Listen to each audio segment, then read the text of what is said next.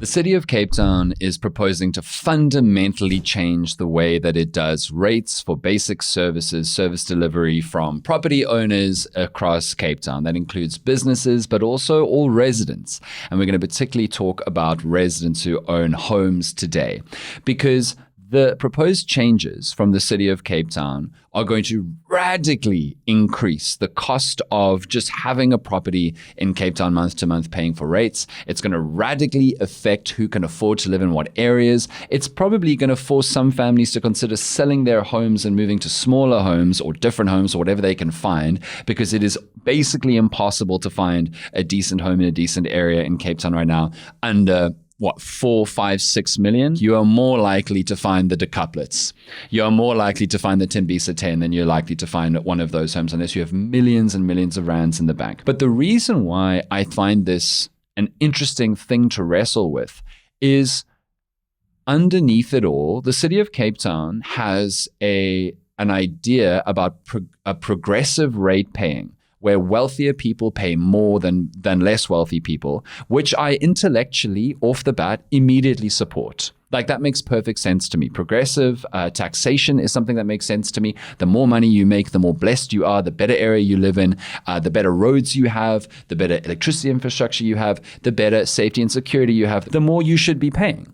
Fully, the more you should be paying to get solid rates delivery versus people who are less blessed in other areas of the city. It makes no sense to me that hyper wealthy people or hyper locationally, geographically blessed people in one part of a city should be paying comparably similarly to people who the city does not look after as well and who are not as lucky in where they live and the amount of money they make in a city. There might be some areas of the country where everybody pays exactly the same. Usually, as Editor Eric mentioned earlier, like with Tshwane, it's going to be a percentage of your property value. Is that right? Yeah, it seems like what they're proposing is kind of like a flat percentage across the board. Sure. And so there are different ways to do it, and more cities are thinking about it.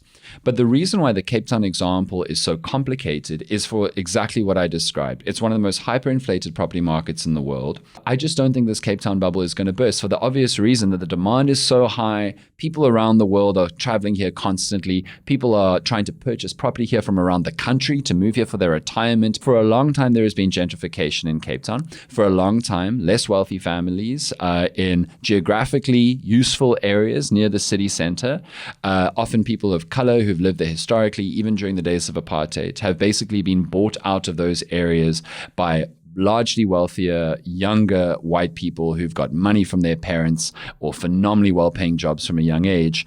And that's caused the squeezing out of communities who've lived there for a very, very, very long time. The market allows for displacement.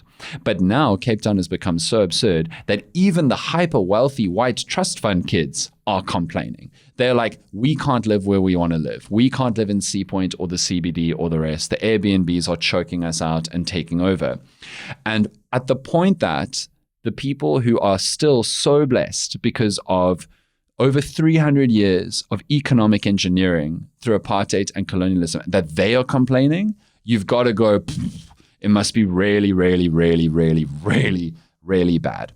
So here's Cape Town, the city of Cape Town's suggestion. Based on your property value, your percentage increase of rates from what you have now for later in the year, if this proposal goes through, will change quite dramatically. And in a country where we have about 3 or 4% inflation, I think the minimum rates increase speculation, if you go on the rates calculator, is like a solid 7 or 8%. So already it's double inflation. It's way beyond what people's salaries are probably increasing by month on month or year on year. And remember, salaries, wages lag behind inflation. Goods and services become more expensive before your salary is increased to match it.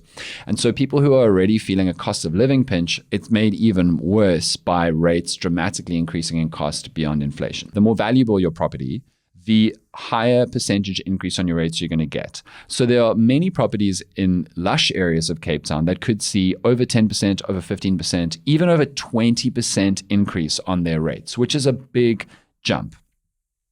But remember when we spoke about VAT and the potential VAT increase, and we spoke about how the wealthiest people, that VAT is a punishment on the poor, right?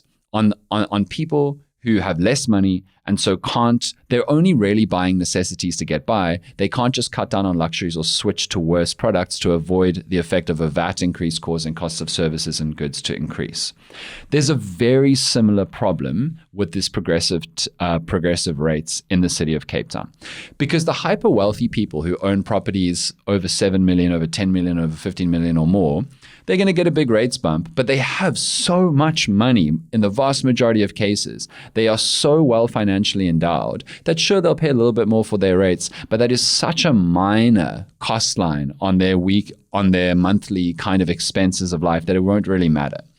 The people who are likely to get squeezed are the ones who are in what is broadly understood to be about 2.5 to 4 million rand homes up to 7 million rand homes. Because a lot of these homes have extraordinarily increased in property value over the last 10 or 20 years, often not because the properties have been improved, like developed, refurbished, built up more, but because the property values have increased dramatically due to the increased value of living in that neighborhood. So a lot of people haven't moderated their houses at all and may have bought a house 20 years ago for $1 million or $2 million, and they're going to wake up today and for the first time realize their house is in the 4 to 8 million rand bracket. It's the same house, but it's got way more value. Now, on the one hand, it's great. Your house is valued at a lot more. If you want to sell it, you're going to get a lot more money for it than you were going to 10 or 20 years ago.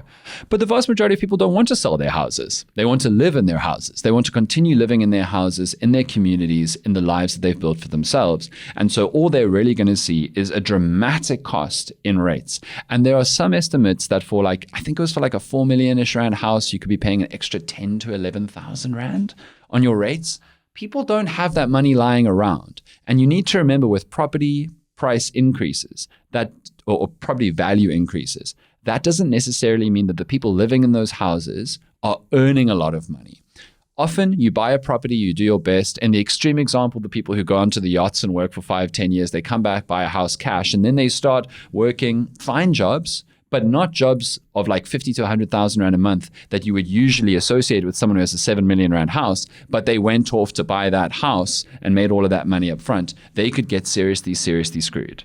Yeah, I think the number you were thinking about there was the around 4 million rand home is about an extra estimate of 11,200 rand, which is obviously a big bump on top of whatever you're already paying for that house. I do, however, want to contest the fact that people would be surprised by the value of their property. Yeah. Because let's be honest now, every month your rates bill tells you how they calculated the thing. It has whatever valuation they have on the system, which is what they're going off.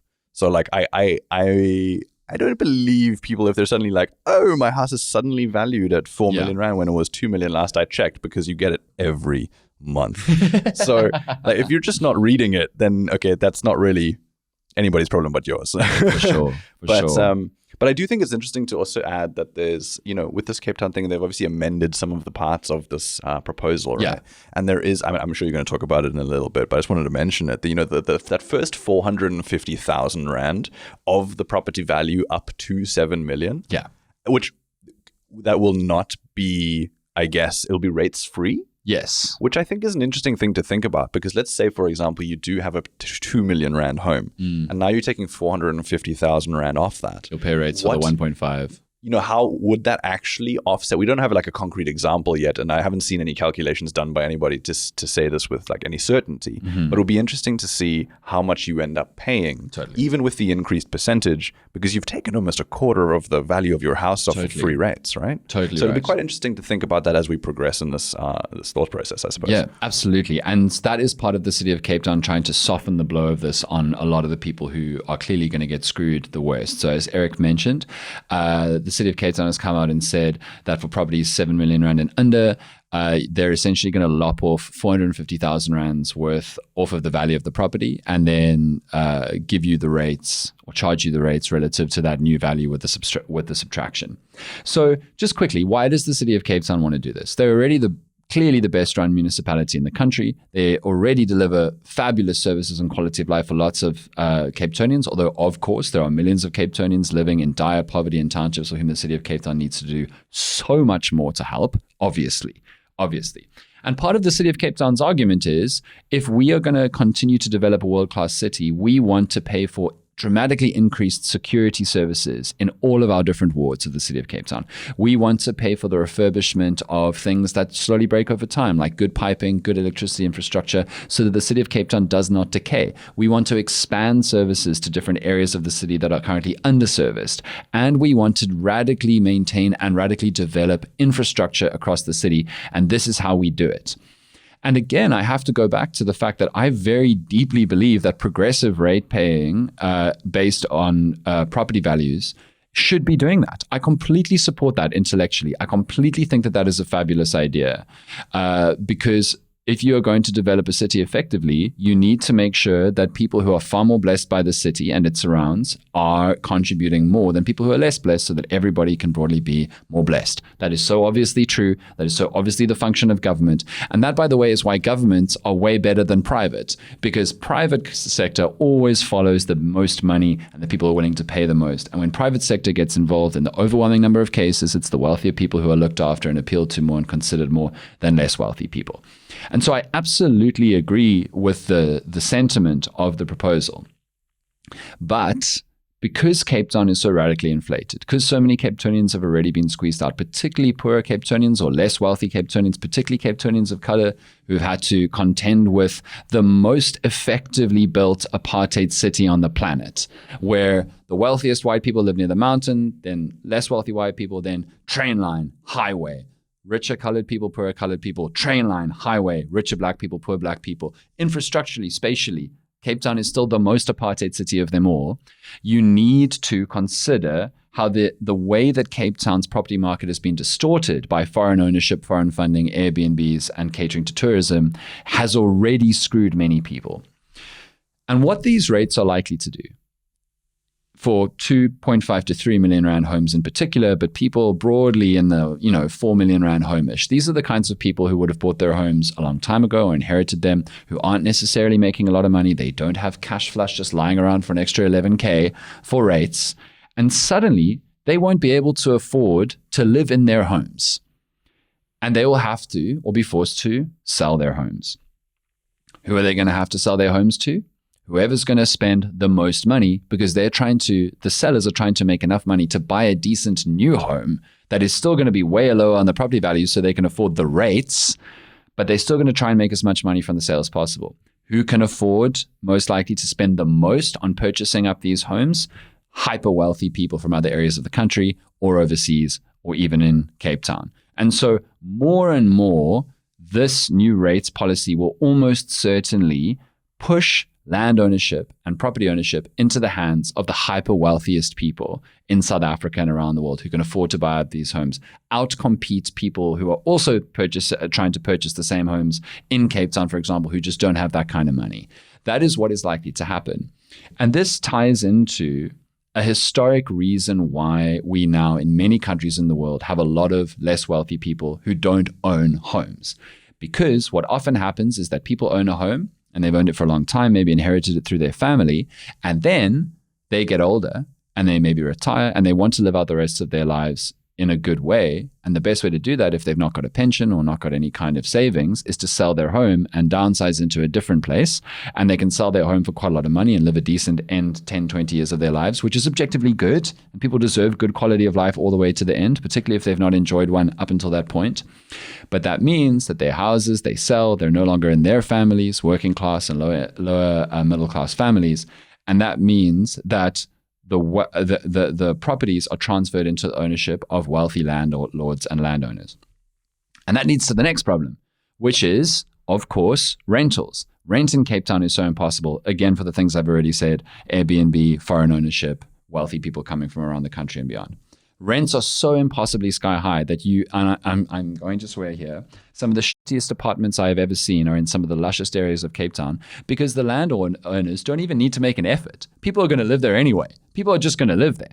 They're going to do whatever they have to do. And the landowners can still charge 16, 18, 20K a month for an absolute hole in the wall because people are desperate and people want to live in those areas. So again, the VAT increase comparison is very useful. What was inevitably going to happen with the VAT increase? Like with tariffs, it's like, dude, this is just a year of all of the same thing in different shapes. Well, I was actually going to mention it earlier, but like Have we actually heard anything about the freeze on the tax brackets? No. Since There's all also of this, the right? income tax squeeze, which looks like it's still going to be happening. But if we go back to the tariffs and the VAT increases, what did we say? With a VAT increase, the sellers of the products and services are not going to incur the cost of a VAT increase. They're going to increase the prices of their goods to transfer the cost of a VAT increase to the customers. With tariffs, it's exactly the same thing. The importers are not going to swallow the cost of that tariff. They're going to increase the prices of the goods that they sell in a country, and the consumer will have to swallow it. And in this instance, the landowners are not going to swallow the cost of increased rates. They're going to put them onto the renters. The rentals prices are going to skyrocket because the landowners still want to make the same amount of profit off of the rents of their accommodations as before. And so they're just going to put the cost of rates into the cost of renting those places. And so even more people are going to be squeezed out. Even more people are not going to be able to afford to live in and work in their own city. So it's looking a bit shit. Yeah, it really is. I mean, like up until the point that you mentioned renters, I think we were talking, or like a lot of the examples were fairly black and white in terms of, property ownership or cash deals and things. And I think it's important to also remember people that are paying off bonds and things. Yeah. Because, man, if you're paying, I don't know, for a very, expensive property, like $30K for the next 20 years of your life or whatever, a month, right? And now you're adding the percentage of this, whatever the, could be 11 for a 4 million rand house and stuff, you don't know. On top of like that's a lot per month. I mean, obviously, that 11 is per year, sure. So we're going to divide by 12, but you're probably paying, 2, 3, sure, all that kind of stuff as well on top of that. So it's crazy. It's gonna squeeze a lot of people, man. I'd love to know what you think on the WhatsApp line 0607613436. But I'd like to end one of for me the greatest thinkers, speakers, and writers of our generation. Well, not my generation, but I'm alive for her work. Is the satirical writer Fran Lebowitz, and she's American. She lives in New York, and she did this great piece about how Times Square used to be a useful neighborhood with a butchery and a greengrocer, and now it's all bright lights and it's all for tourists, and there's nothing functionally there if anybody wants to live in the neighborhood. It's built for the tourists. And she ran this great joke about how if somebody coming in from overseas or from another part of America said like doesn't like something in Times Square, that they must tell the New Yorkers and they'll change it. If you don't like the dancing waitresses, we'll fire them because we built it for you. We built New York for you. It's not for you New Yorkers anymore. It's for you, the tourist, the foreigner, the visitor, the out-of-towner. And that feels like the way Cape Town is going. There's had already been Cape Town International and Cape Town South Africa, the two Cape Towns that many people have spoken about before. But now it really feels like genuinely concerning that these rates increases are going to exacerbate the fact that Cape Town is turning into a city which is built for the visitor. I was also going to add, there's all this talk about, yes, okay, the increased security forces here, making things nicer with the extra rates and all that kind of stuff. But again, like I think we've seen over and over and over again who that prioritizes in Cape Town. And so like, I mean, even if you take a look at like the city's power protection from like Eskom load shedding and things like that, I mean, if you're in Bloberg and beyond, you're not even part of Cape Town anymore, according to that, right? Like so many areas. So it'll be very interesting to see how they try and spin the story, or if they're just targeting the usual suburbs that they do. Totally right. Yeah, we'll see.